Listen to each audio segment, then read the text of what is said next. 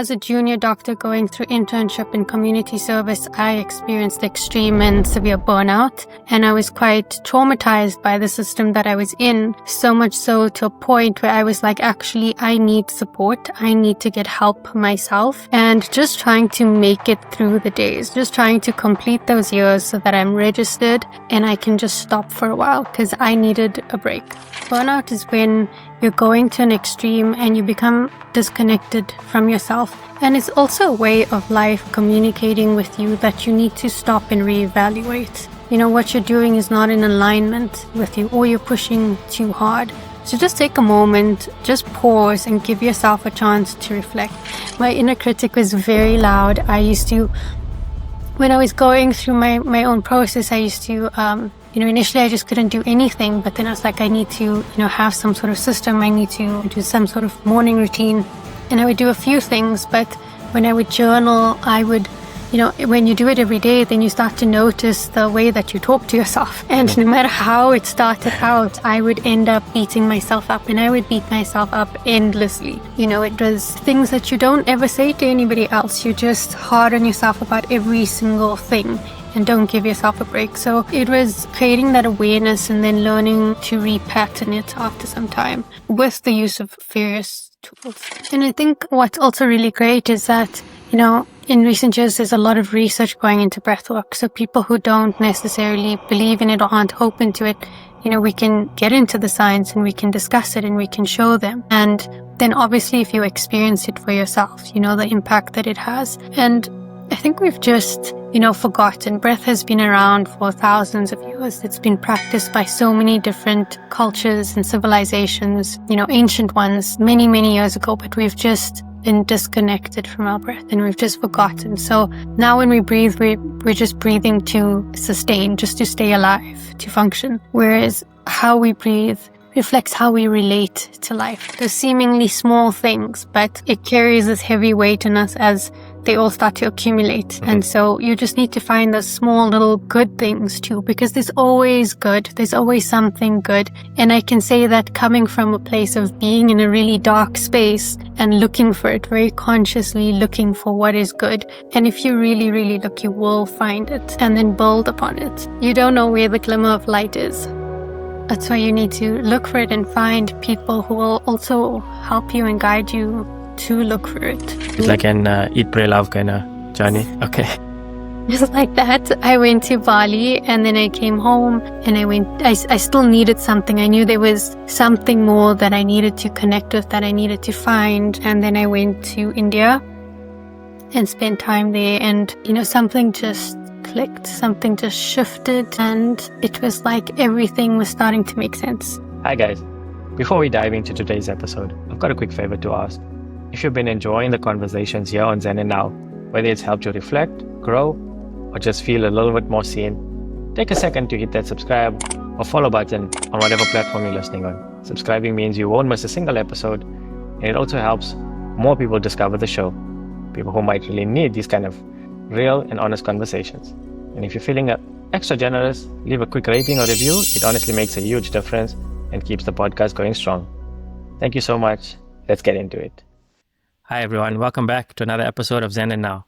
Today I'm joined by Dr. Priyal Modi, an integrative medical doctor, internationally certified advanced breathwork practitioner and Hatha yoga teacher. She blends science, ancient wisdom, and the art of conscious breathing to help people unlock deeper healing, balance, and vitality. In this conversation, we'll explore her journey, her unique approach to mind-body wellness, and how you can use breath, movement, and holistic practices to transform your health from the inside out.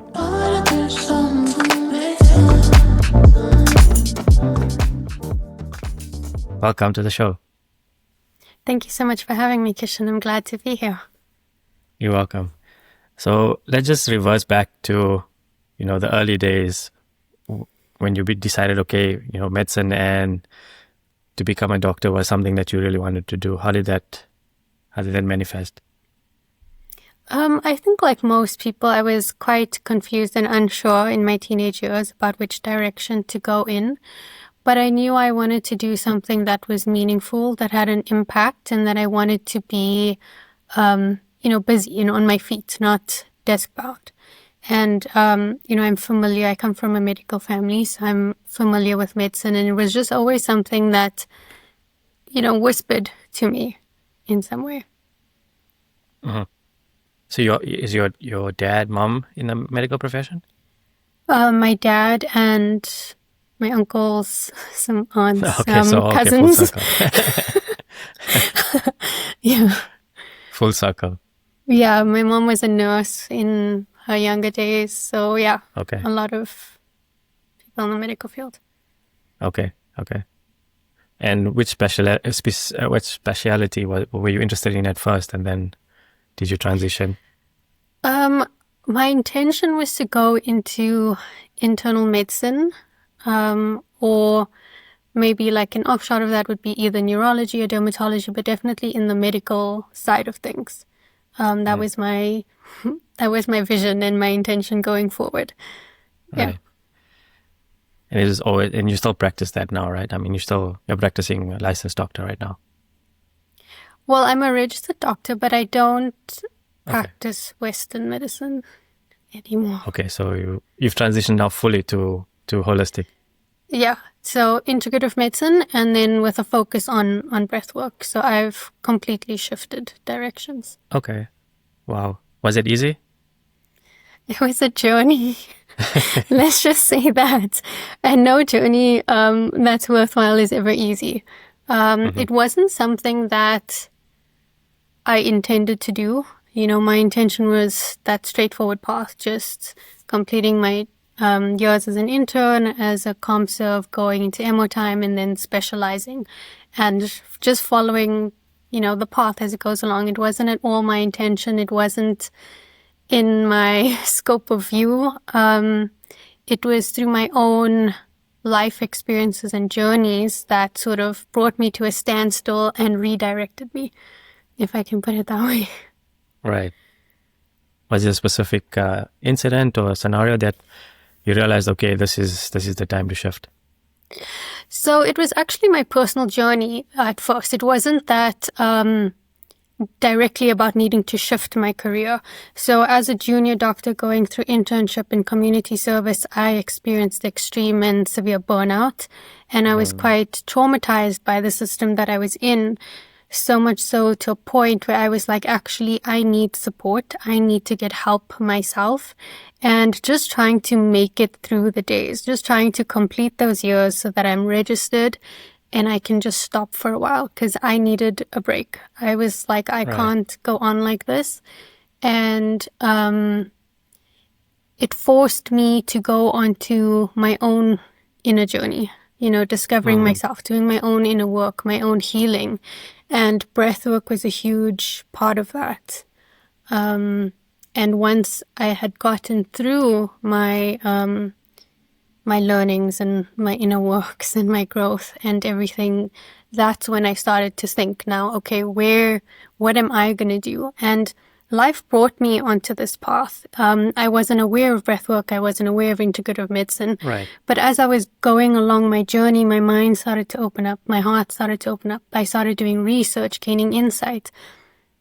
And I reached a point that when I was within myself in a good space, I was like, well, this is obviously the next step, because this is where it brought me. And that's when I transitioned. Interesting you say burnout, because I've had a lot of people also reach out to me and say, can we do something about reaching or speaking about burnout? Because I feel a lot of people aren't able to manage it out of maybe their home circumstances or their personal experiences, or they just they're trying to build something and they keep going and going and going, and there's no time to stop. Hence you reach that level of burnout. And any advice you would give to somebody who's listening to this, to say, if they are in that moment right now, what can they do to try and navigate that? I would say turn to some sort of practice that can help support you. Burnout is when you're going to an extreme and you become disconnected from yourself. And it's also a way of life communicating with you that you need to stop and reevaluate. what you're doing is not in alignment with you, or you're pushing too hard. So just take a moment, just pause and give yourself a chance to reflect. Look for what tools and support systems are available around you to help you to figure that out, to regulate your nervous system. And obviously breathwork is a really powerful way to do that. And just get support and get help, because it's not a path that you want to continue down.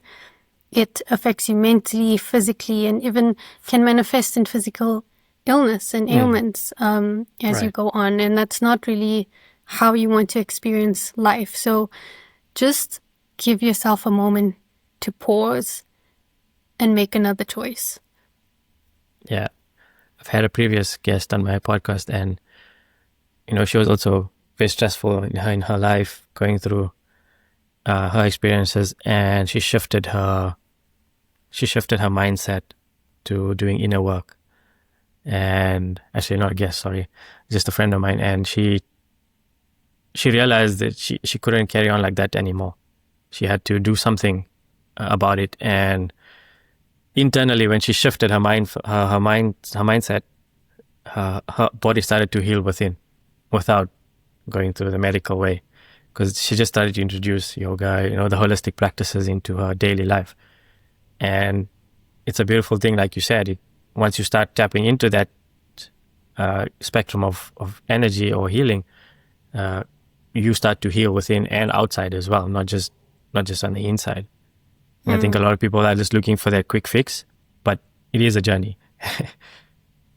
And I can say, like, when I was going through, my burnout and being traumatized by the medical system and just having to stop, I thought it was the absolute, end of me, the worst thing that ever happened to me. It was, going through hell, and you wonder, why am I going through this? What did I do to deserve this? Why am I being punished? And, if you take a step back and reevaluate, it can actually be the most beautiful gift if you do something with it. It's what you do with that afterwards, because it can completely shift, your mindset, regulate your emotions, take a different direction in life that's more aligned with you. Because if we're not in alignment with who we are and what's natural to us, we are going to suffer. And so shifting the mindset around burnout itself as well can really have a profound impact. Like, what is this trying to teach me? What is it trying to show me? How do I need to reevaluate myself, my life, and redirect it? Yeah. I'm sure in that moment you're pretty scared. Yes. Because all your life plans now, you felt imploding in front of you. What's going on here? Because you probably had this, we come from a society where, like you said, we probably one-track mind. We've got to go a certain way. And when things don't work out as they should, like you say, support is kind of there, but not there in a way. It's not the kind of support that you actually need at the time. How did you navigate that time of your life in terms of support? Did you have that support structure, or was it something that you had to actually go and find? I actually had to go and find it, because Okay. I went to go to an integrative medical doctor who started doing breathwork with me, but I had no idea what it was or who she was or anything about it at the time. But I knew I just needed support, and she obviously later on, became a mentor for me.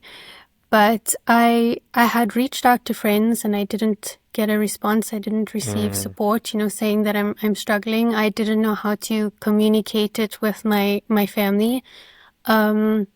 I had one person in my life who was supportive, but also from a distance. So I needed to actively get support, and having even just that one professional in my life supporting, navigating, nudging me, giving me ideas was a tremendous help, because we all need support. And, when everything is just crumbling around you, because that's what the experience was, the whole life that I thought I was going to live and lead and that I had in my mind created completely fell apart. And I was left with, I could say at the time, I felt like I was left with nothing. And I didn't know who I was. I didn't know which direction I was going to go in. I didn't know what I was going to do with my life. I was obviously with burnout, there's the associated depression, anxiety. I would have panic attacks. It was, a loss of self and a loss of all of these structures that I thought were part of my life. So it was a very, very challenging time. And I think we all need at least even one person. So if you don't have, people in your friends or family circle, finding a professional that you can relate to, that can understand and support you and slowly help build you up or guide you, to even just tap into your own inner resources, because that's what it should really be about. Yeah. Such an important point you make there is just having somebody who can just, they're not there to fix your problem. It's just there to help you get it off your chest and understand that they're just listening to you.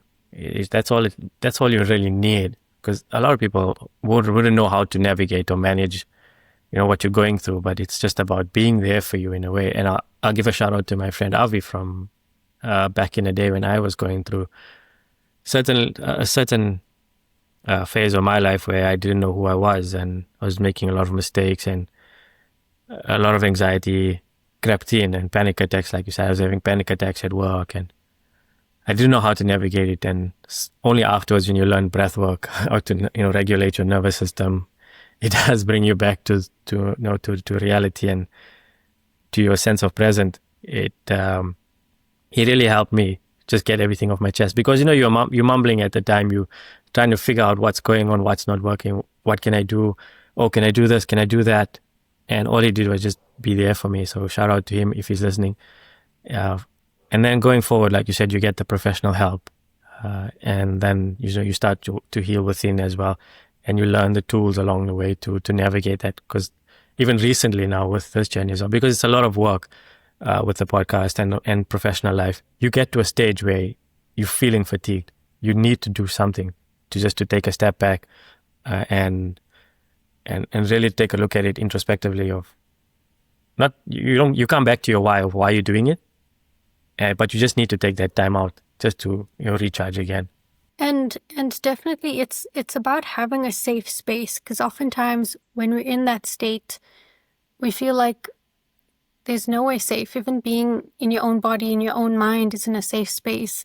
So when you're in a place where someone can actually just hold that space for you, and you're allowed to feel, you're allowed to express, you're allowed to break down and process and have that space held for you energetically. I think that's what we all really need. Like, as human beings, we just want to feel seen. We want to feel heard. We want to feel accepted for who we are, whether we're in a good place or just a complete mess at that point in time. Just, that it's okay, and that there is hope and there is a light going forward. I think it's not always about what someone can say or what they can do, but just actually having that space being held for you. And when you were introduced to the breathwork session, how was your first session? What did you take away from that session? It was awful. My very first session I attended as a group session, and I had no idea what breathwork was. This is a number of years ago. I think it was now beginning of 2015. So it wasn't like as well known as it is now. And I had no idea what to expect, what it was going to do. And I just had this intense tetany in my body. So my whole body just locked up. And, I was hyperventilating and I was crying, and I just was so overwhelmed. I was like, what is this? What's going on? And then obviously it eased as you go through the session. But, I wouldn't say it wasn't pleasant, but after that I went for one-on-one sessions. And I think because of the severity of my burnout and just the anxiety that I was experiencing, it was just very difficult to go through it, because all of that was coming to the surface and I had to feel all of that. So in the beginning, I couldn't even close my eyes during a session. I would keep my eyes open and stare at the ceiling, and it was just extremely uncomfortable. So it was a process of just feeling my breath, connecting to my breath, feeling my body, feeling the anxiety. And it's not fun to feel when you No, for don't, sure. when it's not pleasant Yeah. emotions. But as difficult as it was, there was something inside of me that knew it was helping me. And, I didn't want to obviously go the medication route, and Mm-hmm. I just needed help. And so I was willing, I was so desperate for help that I was open to whatever that looked like. And obviously, especially if it's coming from a healthy, natural means. Mm-hmm. So it was a process of getting comfortable and slowly, it took me a number of sessions to actually just start to get into it and be more open. It was quite challenging in the beginning for me. Yeah. That's it right there, right? It's the willingness to actually try and heal, or wanting to heal, actually. Because we Yeah. all say we want to do it. It's actually another thing doing it. And it's that It's willingness very that you want to uncomfortable. go through, and you're sitting through the uncomfortableness. Yeah. I'll share a story with you. And so my wife and I, we used to go to this Buddhist temple I think in Randburg. No, not Randburg. Yeah, kind of just in between Randburg and Hyde Park. And we used to go like every Wednesday. It was beautiful. You do mindfulness, your meditation and breathwork. And at one session I went through, at that time, I think my height of it, depression, anxiety was quite high. And as soon as I entered the class and sat down, I broke. Like literally, I couldn't even breathe. I was panicking. It was so severe that I cried for an hour, I think. Just straight, just cried 1 hour. Nothing. There was nothing that was just I could have done to be in that moment calmly. I think I just needed to release everything that was happening out, Yeah. and crying was one of them. And I think looking back And in that's the hindsight, I think that hardest. was a good thing for me, because yeah. So the hardest part is to express, like you said. Yeah, to allow yourself to feel, because we're not given permission to feel our emotions, especially, the negative ones. It's,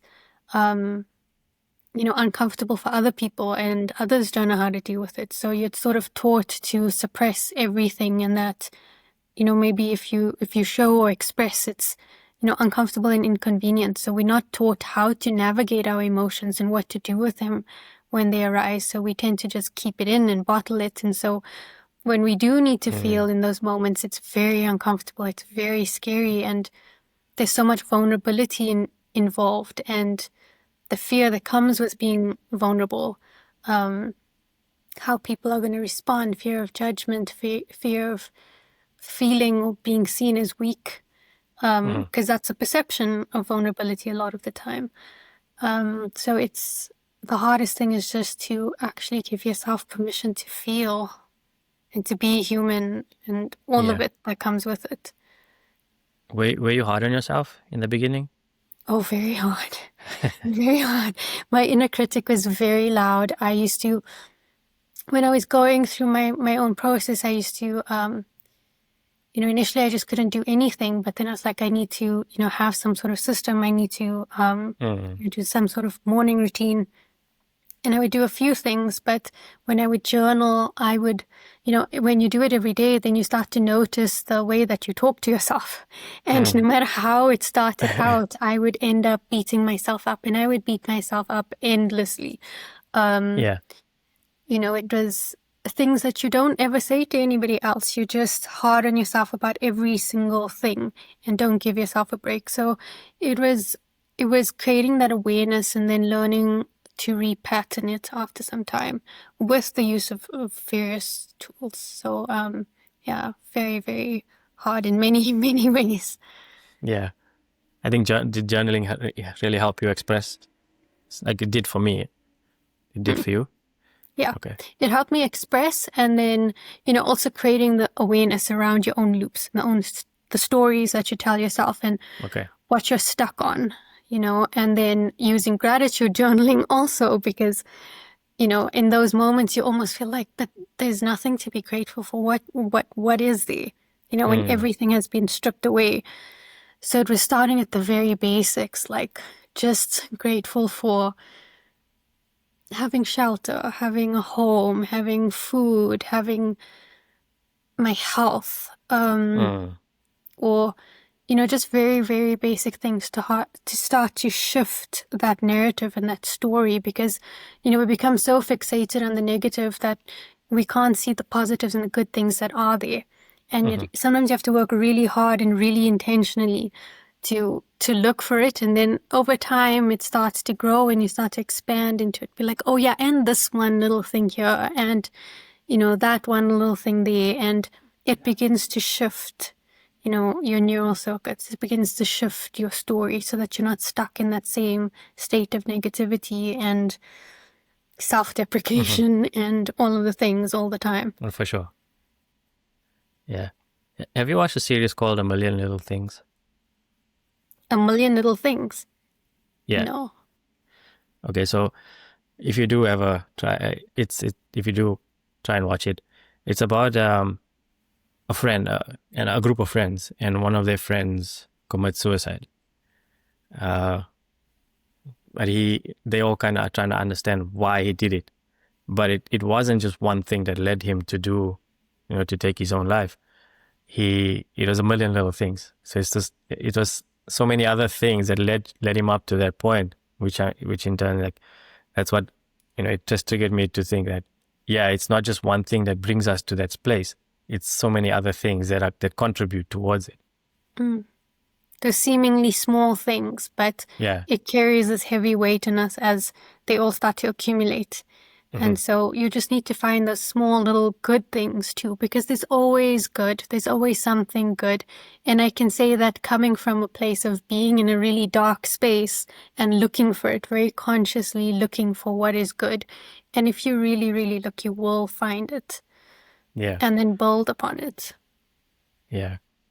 The dark place is there, but it's never permanent. It's always temporary, but in that moment it feels permanent. You can't really feel any other way. You don't know where the glimmer of light is. Yeah. And that's why you need to look for it and find people who will also help you and guide you to look for it. Yeah. And also within inner strength, I think within yourself, you need to really say, okay, I'm going to do something about it now, and take ownership of that journey. Because I think a few friends of mine who have taken their own lives as well, and at that point in time, I was there myself in terms of just thinking about it. And then like you said, gratitude journals. You're thankful for what you have. You're thankful for having your health. You're still thankful for having your people around you. You're thankful for roof over your head, shelter, even just a nice, comfortable bed to sleep in. You're grateful for all of that, and it starts to shift your mindset towards the recovery parts of it, and it just helps. We took it for granted back in the day when people used to do these things, because when you're young you feel indestructible. Nothing can traverse you off your path, and I'm okay. I can get through anything. But when as time goes on, and we don't have the tools to help us navigate, it becomes challenging. And when you think you're indestructible and you have everything figured out, life humbles you and life shows you that there are other things, there are other ways. And it's also embracing that journey. I think once you shift your mindset to what is this trying to teach me, and that if this is happening for me, why is it happening for me? What is it trying to show me? What is the purpose in this, if there is one? And starting to seek those answers, because it can't just be bad, there has to be another side to the coin. And I can say, like, as difficult as the journey has been, once you make it to the other side, it can also look incredibly beautiful in hindsight, depending on the choices that you make. So it's connecting to that strength of your spirit, like you mentioned, and finding some sort of glimmer of light, something to work towards, something to shift out of that state rather than staying in it, because you have to make some sort of concerted effort and action. Even if you have the support around you, nobody can do it for you. Exactly. And yeah, it's the very difficult choice that you have to make from a very difficult position, but they are choices, even though it may not seem like it at the time. Because it also does affect your external world as well.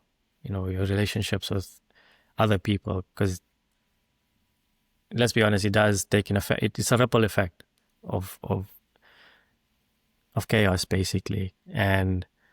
But coming back to that place where you find yourself, it's beautiful, like you said, in hindsight, when you look back at it, and you really are grateful that you're obviously, nobody wants to be in that place, don't get me wrong, but it's a beautiful journey that you go through to find yourself, and how much resilient, or how much of resilience you can overcome. You can become this person of resilience, and you show yourself how much strength you have.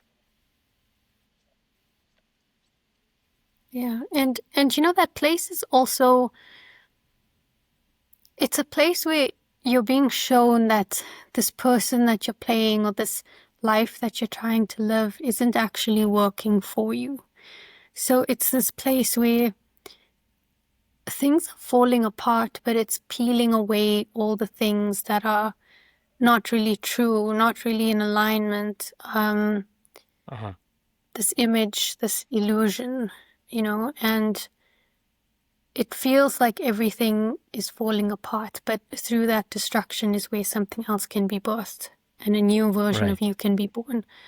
And that's the purpose of being in that place. That's the wisdom that it holds. For sure. So it's painful and scary and all the things, but there is some sort of purpose, behind it. So is breathwork the only avenue of healing that you acquired, or did you go through traditional therapy and other avenues as well? So breathwork is a huge part of it, and so even when I went to my integrative doctor, we would also do facilitation. So when we would talk through things and reframe mindsets, and she would nudge me and things. And then I was also doing yoga, which that's when I started practicing yoga and experiencing the benefits. Even just showing up to a yoga class is difficult, but once you get there, it's doing something. You can't quite articulate it and understand, but you can feel that there's a process going on. So the two main modalities that helped me was breathwork and yoga, and then actually just sitting with myself, because you have to feel all the things. Yeah. And having the tools that support you and help you, but you also just need to not be running away and hiding, and sitting with it, and then using, at home I think I'd do meditation, affirmations, journaling, and gratitude journaling. That became my routine. I was like, it doesn't matter what else, I'm going to at least do these. Doesn't matter how long it takes me. And that started to, over time, also help reframe my mindset and where I was at. Yeah, it became part of your daily life, and something, when you don't do it, something's missing, right? I mean, it feels like it's not right. But also this is the time when after I had stopped working, so I was taking some time off. Okay. So I was, with myself at home, and I was like, I need to do something. I can't just sit in this, because it was becoming too much. And that's when I started to bring this routine in. I was like, I need something. And so sometimes it would take me hours to get through it. But I was like, this is it. This is what I'm going to do every day. Yeah. And it started over time. I could start to see the shift in myself, the changes where, the things where I couldn't do before, even like basic daily life things. And over time I could see myself shifting and becoming more comfortable with just going out and do those things, getting myself into different situations. And slowly that would help to build up my confidence and build up, myself so that I could keep moving forward. Don't go anywhere. We'll be right back after this short break.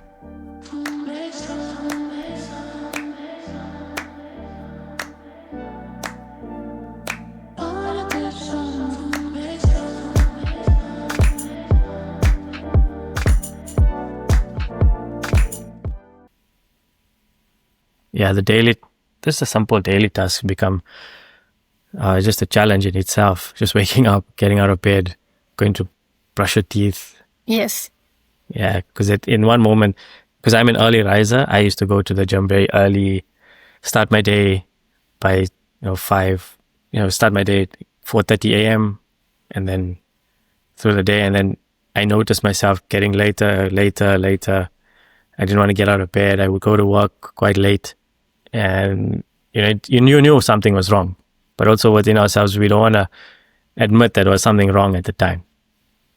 And then that's when you start going down those revenues. And then when you hit that wall, then you have to take action. And I feel, if we can, these kind of conversations are just there for somebody who is in that mode or who will be in that mode, like just to try and get them to that healing space much quicker than what we did.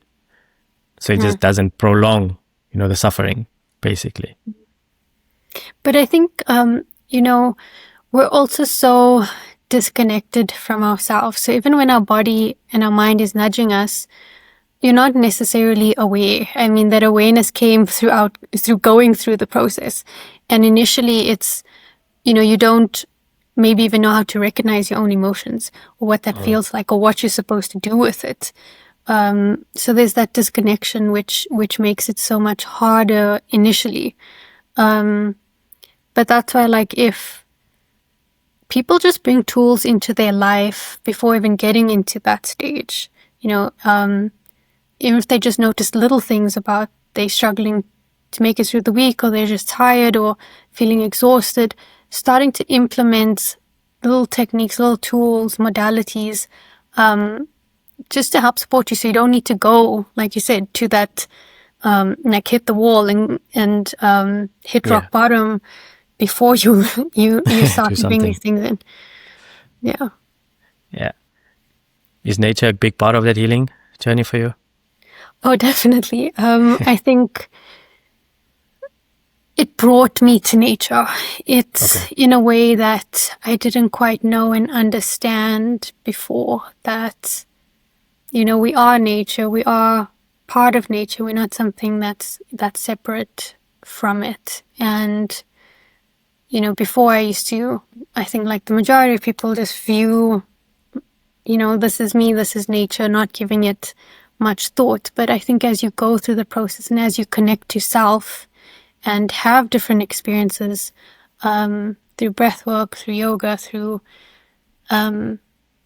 travels, through all sorts of things, you realize just how intricately we're connected and we're all part of one.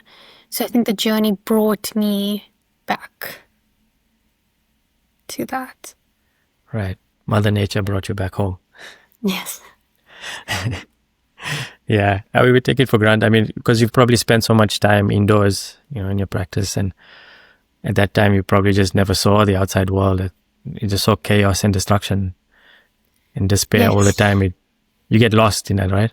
Yeah, you see the people, and I think when you're also in a state of suffering, you're so acutely aware of all the suffering around you. It's just all the pain around the world, and wondering why. And you see nature maybe as something just abstract and not really seeing it. Not connecting with it, not understanding, and consumed by the chaos of the world, by the stories we tell, by these illusions of what life is, and you completely overlook the life that's right there in front of you. I think that journey definitely, Mother Nature definitely then brings you back home awakens you to that truth. Right. That Something I've been wondering, as a medical professional, do you feel like our professionals have the help that they need when they are in that space to perform, or is just go all the time, and there's nothing for them to actually, reach out and say, okay, a little bit of a bad day, help me out? Is there something like that for our medical professionals in South Africa or worldwide? I don't think there is. And so I've been out of the circuit for a number of years now, so I'm not sure if there is some change, but, from my experience, it was, how dare you mention the word burnout? Almost there's like this judgment in your eyes. Like if you're not coping, if you're not managing, that means that you're weak or you're too sensitive, that you're not cut out for this. And there's this very, toxic culture of go, of, if the harder you work and the more sleep deprived you are, the better you are at your job. There's no like compassion between healthcare professionals. There's no compassion that you can extend to even your patients because you're so overwhelmed with numbers and burnt out. And there's no way to know where to turn to. There isn't like readily available practitioners or numbers that you can contact or somewhere where you can go to speak about it. So I think a lot of people just suffer in silence. I think maybe in recent years it's becoming more spoken about, so there's more awareness around it. But there's a lot of, I think healthcare professionals are suffering a lot with burnout, with depression, with anxiety, with substance usage. Abuse, yeah. And it's just this system that's bursting at its seams and so, overwhelming, and there isn't adequate support. Even when you're witnessing illness and tragedy and death, like what do you do with that? Where do you go? You just internalize and you just sit with it and you just carry on. Right. It's not supported and spoken about. So I do think it's a huge need for healthcare professionals. Any of your previous colleagues or friends have ever reached out to you, say, help me out from the medical profession?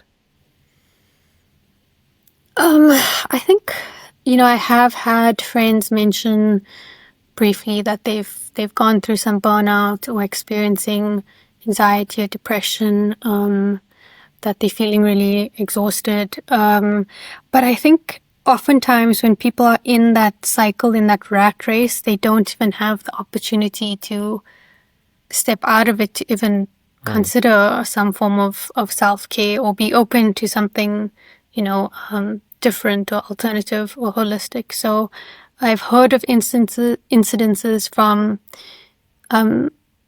friends and colleagues of, healthcare workers really struggling, but not many have personally reached out in terms of, Okay. I'm going through burnout, I need help, can you help me professionally? Yeah. Like you said, it's that sense of ego to say, if I admit this, I'm weak and I cannot do my job. And mindset changes you how to, whether I'm worthy of this or not.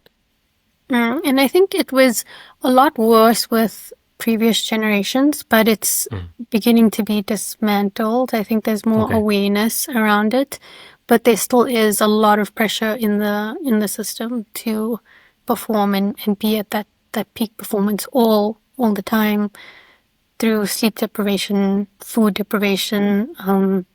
There's emotional burnout that you go through there as well. Right. In your opinion, do you feel there's a need for Western and Eastern that can, be conjointly, you can use both at the same time? Yes, definitely. I went through my own journey from Western to going completely to the other side, and then once again finding myself in the middle and rebalancing. I think that it falls on a spectrum. Like, I don't think you can say it's all this or all that, and this is the only way. It's understanding where things fit in. So especially in acute settings, so acute medical, acute trauma, diagnostics, definitely you go to Western medicine. And even with certain ailments, you may need a combination of both, but they work in different ways. So it's not saying this or that, but maybe using both, or one in certain settings, another in different settings, and finding what works for an individual. So with like Western medicine, you're often, implementing drugs or surgery. So it's symptomatic sort of treatment or management. And it's almost like the body is just mechanical and it's not functioning properly, and we're using this to change the way it's functioning. Right. In Eastern or holistic, you're looking at the whole thing: mind, body, emotions, spirit, energetic, environmental factors.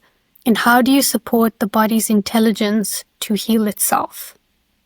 So Western medicine is almost like this active, going into that space, doing something. And holistic is supportive. It's like, how do we help the body help itself? How do we remove blockages? And not overtaking pathways, but supporting it so that it can course correct itself. Okay, so it's like the yin and the yang. You need sort of both. You need both. And then working on the different levels and using natural means to support the body, because it's an intelligent mechanism. It's far more intelligent than we can comprehend, than we understand and we know. And it's trusting in its ability, in its process. And that's a journey also for people. It's not a quick fix. Yeah. So, if you have to also take responsibility, when you're seeing an integrative or holistic practitioner, there's things that you as a client would need to take responsibility for in your own life, like showing up, like doing certain movements, exercises, or supplementation, working on your mindset, working through the emotional pains and traumas and whatever you've suppressed. So it's working on multiple different layers and supporting the body. Yeah. I mean, think about how when we break our bones or something, and we have the Western part of the mechanics to help us, it's there to mend the broken bone, but the healing comes from within. The body starts to do its work incoherently with you as a individual, saying, okay, I need to rest. Resting is part of that healing journey. You can't just go out and start using whatever part is broken again. It's not going to work. It's just going to prolong that healing. So you have to have that inner chat with yourself to say, okay, I'm just going to chill out today. I'm not going to until the process is done. And then you go for your physiotherapy and so on and so forth. And that becomes your holistic side of it, where the body is doing the work to strengthen. You're not using external, like you said, external narcotics or anything or internal narcotics to help it. Yeah, you take painkillers now and then, but you can do that in a natural way as well. It's just about how we speak to ourselves. And, going through this journey, you've been through such an intense journey as well. When was the moment for you that you felt, okay, what I've learned now is how I can contribute to the world with this? I think that moment for me was, so when I was going through my own journey, something that I knew I needed to do was travel overseas on my own, on a part of my own healing journey, spiritual exploration. And I went to... Was it like an Eat, Pray, Love kind of journey? Okay. Just like that. I went to Bali and then I came home and I still needed something. I knew there was something more that I needed to connect with, that I needed to find. And then I went to India and spent time there, and something just clicked, something just shifted, and it was like everything was starting to make sense. And when I came back from that, I just sort of knew that this was the path that I needed to go down now, that this was where I was being directed to and called to. And it's something that I didn't go looking for. It just came into my life. And it just felt right. It felt like it made sense, and this is, where I was supposed to be. Yeah. I love Bali. It's such an amazing place. It has such good energy. We spent some time there as well, just to find ourselves again. I think we've been to Thailand and Bali, and obviously, Bali, like we resonate more with Bali in that sense. It's so calming, it's so peaceful. I think if I would suggest or recommend a travel place for somebody when they want to, find themselves, Bali is a good place to go and do that. Was there like moments within that trip that you felt, okay, your mindset was shifting to this is what you need to do? Because like we're going on a certain trip, or you do a certain excursion, and you'll be like, okay, wow, this is, that's the moment you feel, okay, I know what I need to do. So with Bali, I wasn't quite sure, with both trips, I wasn't quite sure what exactly I was supposed to find or do there. I just knew I was supposed to go. And it started to expand my mind, because now you're in a different place with a different culture, a different energy. Like, you can feel the energy is different. And putting yourself in uncomfortable, scary situations, and it opens up, it just completely opened up my mind and my perspective, because I think I was very like closed off, and I was like, oh, there's a different way of being, there's a different way of living, there's a different way of showing up. And it was opening up that process further and more. I think that process was slowly opening up in Bali. Things were slowly starting to click. It wasn't like the major sort of click, like, oh yes, this is it. But I think because I was also, you have that skepticism, you have that apprehension, you're a bit guarded. So it's like, it feels right, but my mind is also, a bit cautious. So there were moments when just experiencing deep kindness from strangers, just opening myself up to different modalities of healing, of, different people, was starting to shift that. But I think when I went to India, and it just, shifted and opened things up even more. There was a moment when it just clicked, like something just clicked.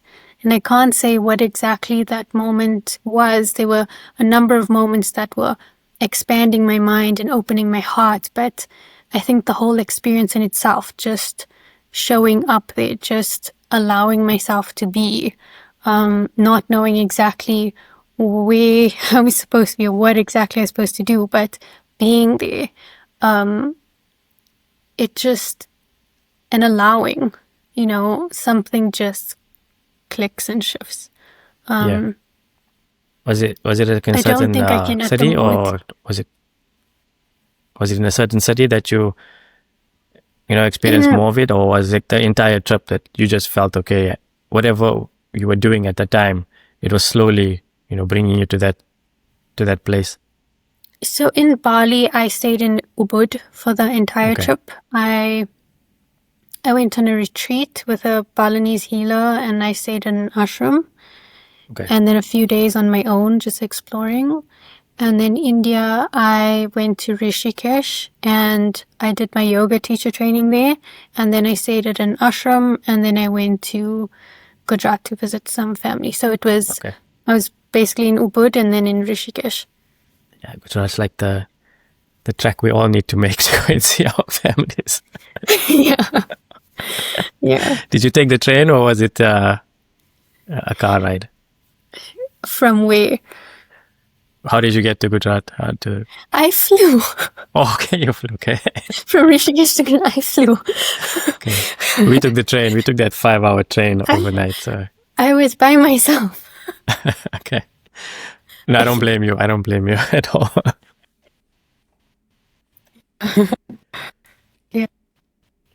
Yeah.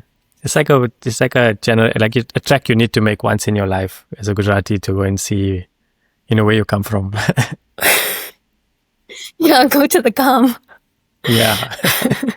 For listeners who don't know what Gam means, it's just a Gujarati term for village. That's all it is. Yeah. Yeah. Yeah, no, it's amazing. So yeah, definitely, like, you get that feeling of being home also. Like, that energy in India is just, especially in Rishikesh, it's just different. And I think it's something that, you need to experience when you're ready for and when you're open to it.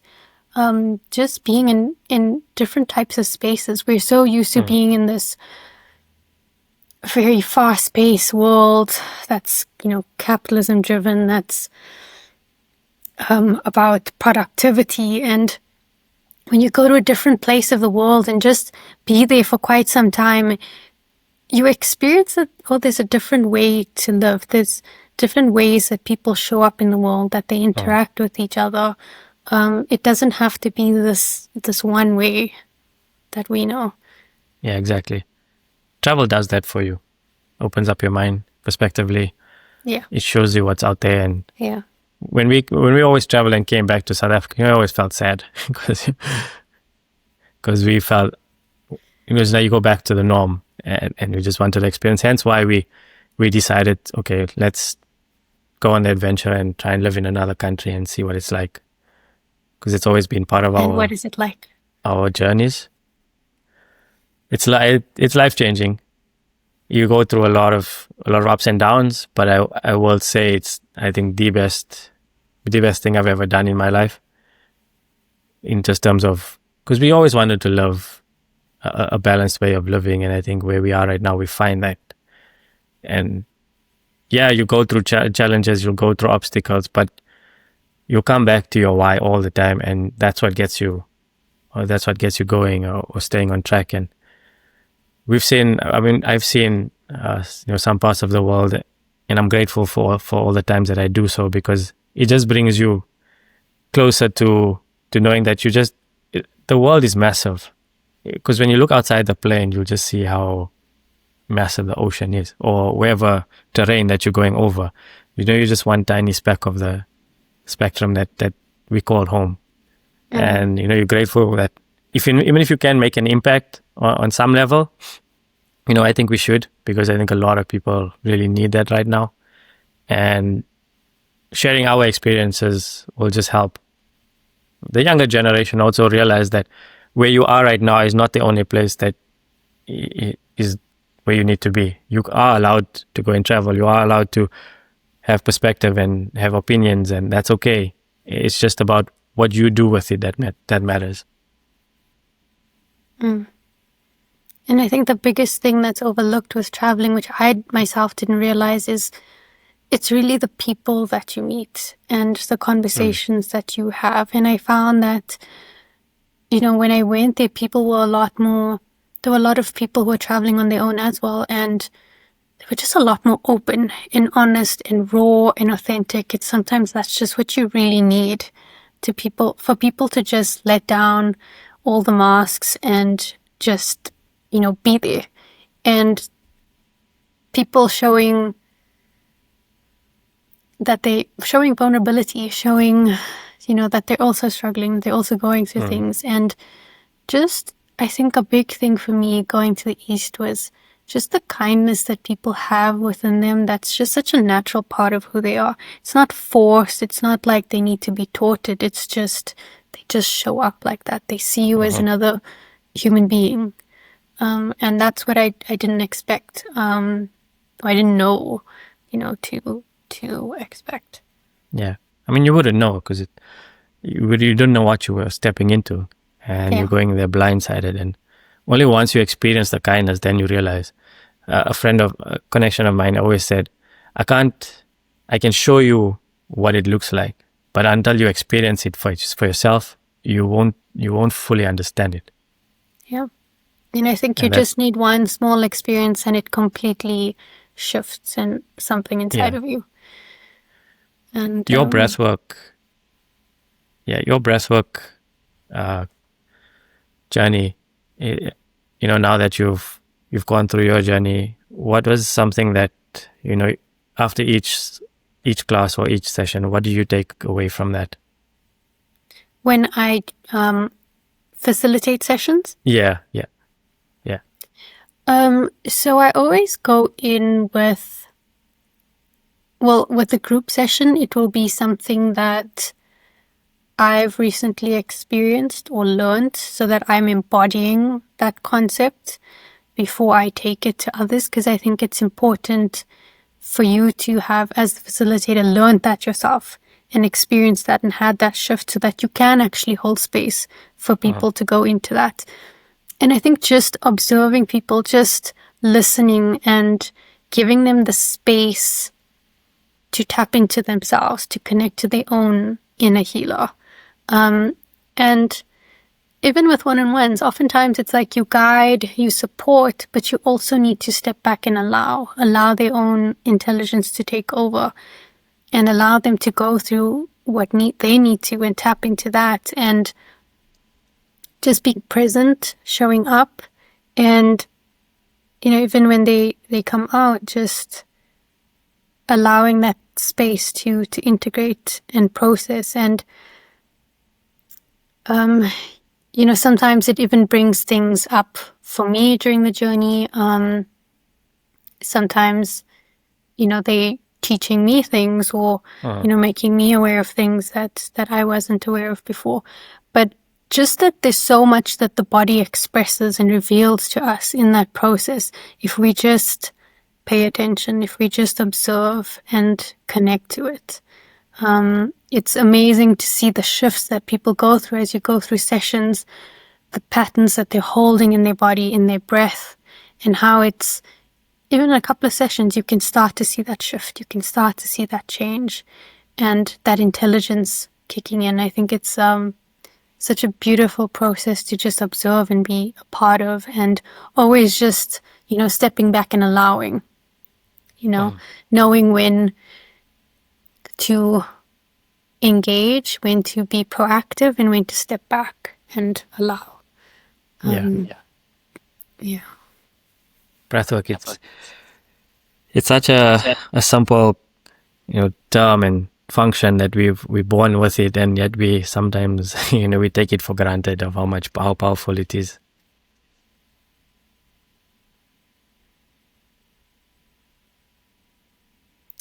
You broke up the last part. Oh, did I break up? I just heard. Okay. I heard it's simple and powerful. Okay. Yeah, I meant to say. Yeah, I meant to say, the function of breathwork. I think we're born with it, and yet we take it for granted of how powerful it can be in just everyday life when we're going through these challenges. We just need to remember to use it. That's all. And I think what's also really great is that, in recent years, there's a lot of research going into breathwork. So people who don't necessarily believe in it or aren't open to it, we can get into the science and we can discuss it and we can show them. And then obviously if you experience it for yourself, the impact that it has. And I think we've just, forgotten. Breath has been around for thousands of years. It's been practiced by so many different cultures and civilizations, ancient ones, many, many years ago, but we've just been disconnected from our breath and we've just forgotten. So now when we breathe, we're just breathing to sustain, just to stay alive, to function. Whereas how we breathe reflects how we relate to life, how we engage with life, how fully we experience life. And there's something so simple and so pure and so powerful in, your breath that is with you all the time, that's accessible, that's, right under your nose. Yeah. And if somebody's listening to this and they just want a quick practice, what's one technique that you could help us or, share? So it's quite a well-known technique. It's known as a physiological sigh or grounding breath. So it's the quickest way to shift the state that you're in. So you take a deep inhale through your nose, a second short inhale, and then sighing out through your mouth. So doing a few rounds of that. So I think you can automatically start to feel your body down regulating. You can feel the tension releasing from your body. So that's one, if you just want one, that's one technique that's really great, because it also doesn't require you to focus on counting, with some people struggle with, like you just get to let go. Yeah. Or like the 4 count or whatever it is that you got to count to like 4 or 5 or whatever, and then release. I think you find what works for you as well. Yeah. I think for me, it's like a 3-second hold and then I release. That works for me. I know that down regulates my anxieties at the time. But I had to learn it, along the way. It never just came easy. We just didn't use it in an effective way. But it helps to learn from people who are there to share their knowledge and take it upon you. It just helps you, nobody else. It's just going to help you, be there for you, and in turn you will be there for whoever you need to be there for. And it's also important for people to know that like there's so many different breathwork techniques, and your experience of a particular technique may be different from someone else. So when you experiment with the different techniques, you know what sort of effect it has on you. So we'll advise and say, this technique usually has this type of effect and this one does that. But depending on the patterns that you're holding on your body, a pause might be very triggering. It might activate more anxiety, and you have to work your way into that. So it's not about comparing, it's just understanding yourself and your body, and when you have a few techniques in your toolkit, knowing when to use which one in which circumstances, and when to practice and build into another one, so you can develop that sort of resilience and capacity in that way. Right. And if somebody was looking to get into that practice, how can they get hold of you? If they want to work with me, so I do group sessions and one-on-ones, so in person or online. So they can have a look at my website, which is drpriyalmodi.com, and my phone number is on there. They can WhatsApp me or email me. My contact details are on there. Okay. Otherwise, I am on Instagram. I will also leave your links in the description below. Okay, perfect. Yeah. So guys, check Dr. Priyal out if you're looking for, authentic breathwork, energy healing. She'll really help you out. But before we go, Doctor, what's a day today look like for you now? There's just, every day is a little bit different. So I have my practice where I see people one-on-one, so integrative medicine, breathwork. I sometimes assist in theater. I teach yoga. I host group sessions. Sometimes I have like corporate events or retreat events.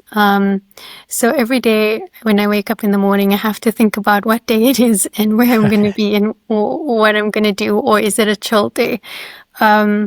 So there's a variety. I go through phases of sticking to my own routine, daily routine, and not. I think, people assume that we in this field are like regimented and can always stick to our routine and never fall off the bandwagon, but we do. And it's important to notice when that's happening and then bring yourself back when you do need it. It's not about perfection, but just having that awareness to know what you need and when you need it. It doesn't have to be the same all the time. And, I like to go for walks. I like doing Pilates. I like doing yoga, hikes. I like to just have some variety and try different things and expand myself in different ways. That's amazing. Yeah, not every day is going to be the same. I can attest to that. Yeah, and it shouldn't have to be. Yeah, otherwise it gets too mundane. Yeah. But sometimes that mundane is what some people need, and that's okay too. It's different phases. Sometimes it's nice when life is just calm and boring and routine and you just have a break, and sometimes there's more excitement going on and you need to have those phases. It needs to be mixed up. It can't be one or the other. Too much excitement is also exhausting. Correct. Anything exciting, coming up for you, you're looking forward to? I've just had a busy month with events and things happening this month. I mean, I can't think of something in particular, but yeah, I've had some corporate events this month, which is always nice to introduce people to a new concept and support them in that wellness journey. Some interesting clients that I'm working with. Yeah, I think I'm just, walking the way, and as I walk it, the path is, illuminating itself. So there's different things that come up when different projects that I may be looking at doing and growing into. It's just one day at a time where I'm figuring it out and seeing where it leads me. Yeah. No, for sure, 100%. And, if you could go back to younger Priyal, what kind of message, or what message would you, leave her? I tell her to just keep going. You're on the right path. It'll all work out. Awesome. That's amazing. Simple yet powerful. Yeah. No, doctor, thank you for, fitting me into your schedule today. I really appreciate your time. Thank you for sharing your vulnerabilities. And I know it's not easy to share these on a public platform, so thank you. I think it's going to help a lot of people. And go out and support Doctor as well. She is doing an amazing work. Check out her links in the description below. Follow her journey. If you need healing, please reach out to her. I'm sure you'll be in good hands. So thank you, Doctor, for taking the time out today, and I really appreciate it. Thank you so much for having me, and to everyone who's listening, thanks so much for being here. And I hope that you've learned something or related to something, or can take something away from this that will help you in your own journey. Lovely. Yes, guys, remember to hit that like, share, and subscribe button. Just help the channel grow, and follow me on my socials also in the links in the description below. And until the next one, everybody, stay zen. Thank you so much. Thank you. Bye. Just